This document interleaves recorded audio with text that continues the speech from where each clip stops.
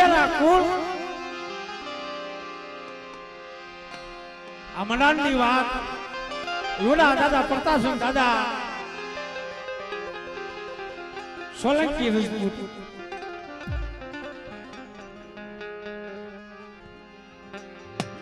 જેથી મારી માં મોમાઈને એમ થાય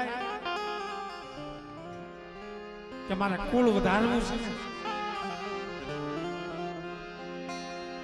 તેરી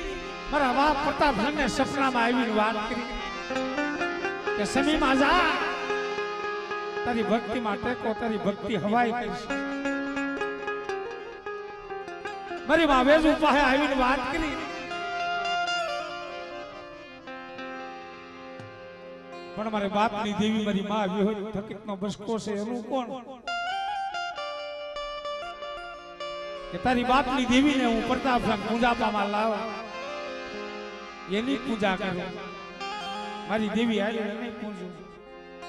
પણ કાક મને વર્ષો મને પામતું તો દેવું પડે એ દીદી સિમિના પાદરની અંદર વ્યક્તિ કહેવાય છે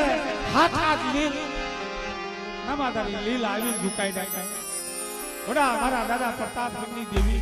મારા દાદા હીરા લાડનજીના વારની દેવી